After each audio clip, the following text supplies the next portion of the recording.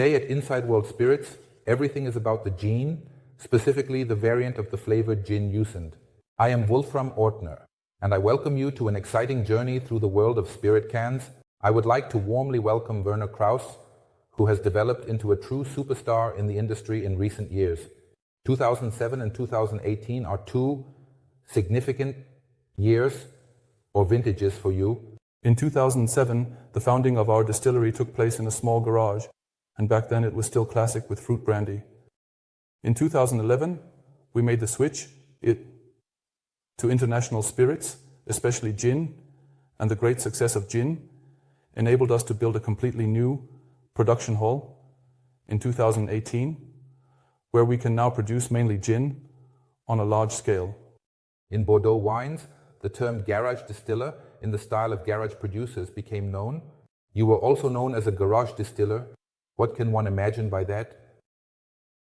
Working in a very tight space, it was really about 15 square meters where everything took place, from mixing to distilling, and sometimes even outside the garage. The space was really that cramped. And for the start, of course, it was optimal, because you basically have no large investment costs. Actually, the slogan should be reduced to the max. You have extracted a maximum from the smallest and produced products. But you also have further education. You are a trained chemist, or your wife is also a chemist. And although you had little to do with food chemistry, the fundamental knowledge is still a good basis in the end to better understand all the processes. It's certainly never a mistake to have a solid foundation, being educated, because you simply have many more opportunities and less fear of further developing something. But you have developed into a true gin distiller in recent years. What is the philosophy behind it? Why? So I have always been a bit bothered by gins that are actually so less intense when you really compare them.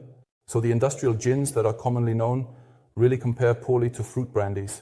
And from a philosophical standpoint, we really wanted to say that we produce very intense gins where you can also really adjust the mixing ratios. So basically, with the long drink, gin and tonic is a fun drink, but it doesn't make sense to handle it with an alcohol volume of 15%, which is why we really thought about how to produce a truly intense gin.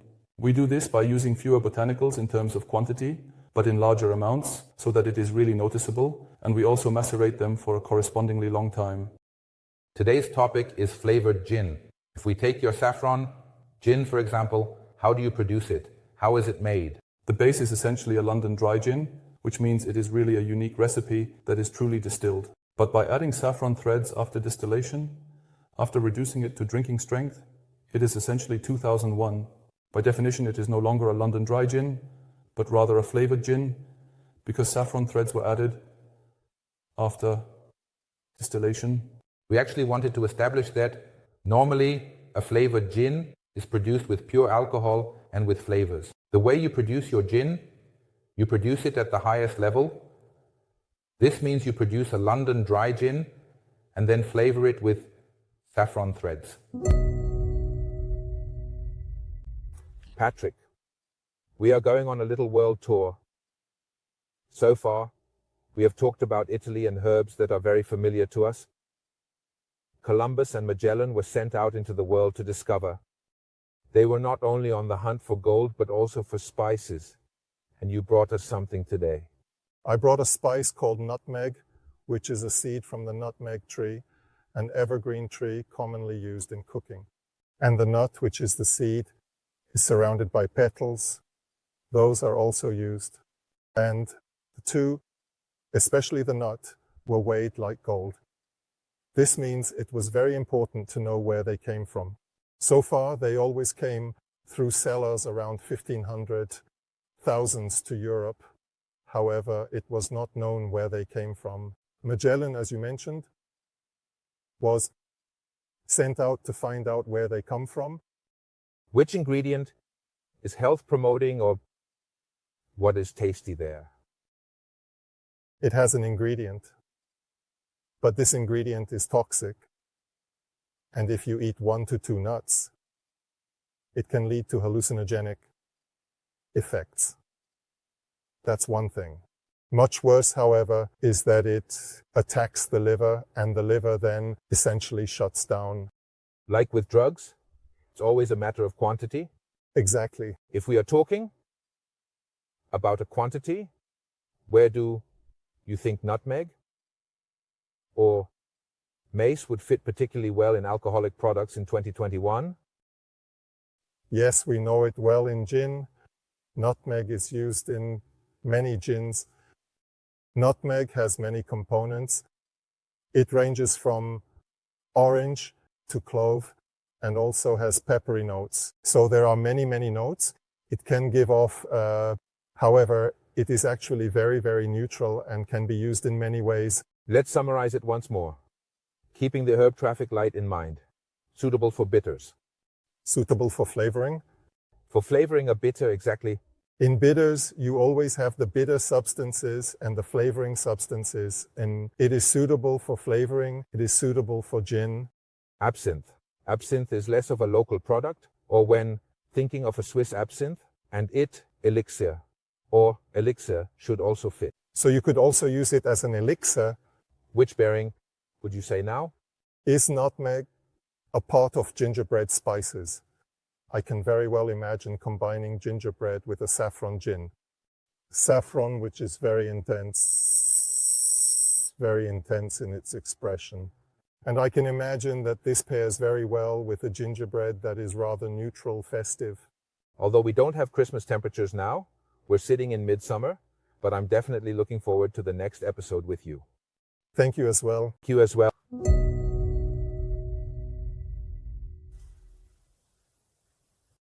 Yes, here he comes, Harry. Hello, Werner. Hi. Hello, Wolfram. Thank you for the invitation. You're welcome, my pleasure. I'm very happy to be with you. No problem. It's nice to meet. Werner brings me a lot of joy. We work with aged meat in the restaurant. Werner, what I am very eager to know is, how would you incorporate your product into our meat? So I can very well imagine it as an aperitif before the meal. It would certainly also be possible to marinate the meat with it. Or otherwise, during the meal, or after the meal, classically as a gin and tonic. Very good suggestion. But how would you actually do that with the meat in connection? Would you simply marinate the meat, or would you serve it alongside? I believe both will work. So you can really either taste it as an aperitif beforehand, or actually marinate the meat so it doesn't sit for a long time, or really just before or shortly before, or actually marinate it.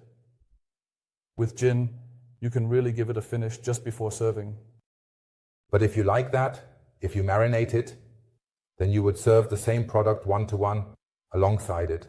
And then you have to consider which red wine to serve with it, the play with the palate, yes, the play with the senses, but I would, if I really do it this way, try to marinate it beautifully with the threads of the meat and then pair this gin with a perfect red wine where both are in symbiosis again. That's how I would serve it. But before we drift too far into theory, I would say, let's try the product in a way that makes it a bit more fun, not always talking so dryly. Let's drink more. Cheers, health. Really both, where Werner describes a juice from Gina Moselle, please. So on the nose there is a wonderful scent of juniper, a lot of citrus. Then of course the saffron itself, a bit earthy. It will be beautiful when you interrupt saffron. Such a saffron, what you have there. A safe? Yes, he is right. So the kilo costs around the euros. That's quite a fortune. Incredible. Sorry if I interrupted you. Please continue describing. Just the saffron. To address the saffron, it always comes from Burgenland. So, a local saffron. Just typical notes of saffron in the nose and in the finish. The saffron comes through perfectly. Very earthy, very oily. Makes the product a bit rounder. That's why it's also very well suited for pure consumption. But even in a gin and tonic, it doesn't completely lose the taste of saffron, and the color remains intact. You know what surprises me? That the saffron aroma comes through so well. When I cook something, even with a lot of saffron, I never get the saffron flavor to come through as well as you do in the gin. It must be really relatively soluble in alcohol. Yes. And it colors immediately, so it's really beautiful. You throw the saffron threads into the gin, and the thread draws a yellow line, just like an alcohol. Then I would say, let's try the next one. We are now going from Styria to Vienna. There, they have 2 or 3 guys who have come together, called Kesselbrüder, making 2 different gins. And the Vienna gin is a tribute to Klimt. They are great products, and it is also an amortized gin. Let's take another look. Oops. Werner, once again, please. Okay. Could you please describe Werner? Yes, it is dominated by juniper, with citrus notes on the palate. The flavor profile is complex and layered, with a strong presence of juniper, accompanied by refreshing citrus notes on the palate. Again, very dominant. Indeed, the juniper. Very straightforward, right? Yes, very straightforward, yes. That means it is juniper, combined with citrus aromas. There we have alcohol. I believe it is around 40% rum, right? I estimate about 38%, but it is a very aromatic, stimulating product. However, it cannot be compared to saffron products. Until then, read in the alcohol, they belong. Then let's see if there is an increase in aroma. This is a fantastic product. Wilhelm Marx makes a variety of products from fine spirits, 100% distillates, through spirits to rum. And this is also a flavored gin, produced just like yours. It is a London dry gin, refined with spices. And behind this product with the signature is Alphonse Schubeck. It is more or less a joint product, having 2 different names. It's actually called CHAIGIN here, while at Schubeck it's called spiced gin. And currently, let's see how such a CHAIGIN tastes. For me,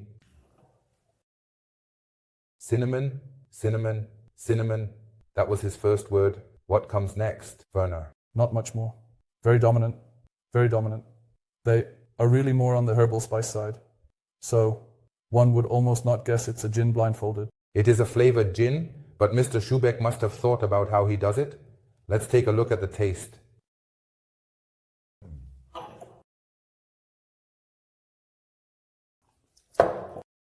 Yes, but it comes through more, and it stands in partnership. With the cinnamon, it is incredibly aromatic. So, I believe this product is not really suitable for drinking as a gin and tonic. But I believe that this is a perfect product if you, read a book or something. Actually, I find the gin to be a bit of a substitute for wood.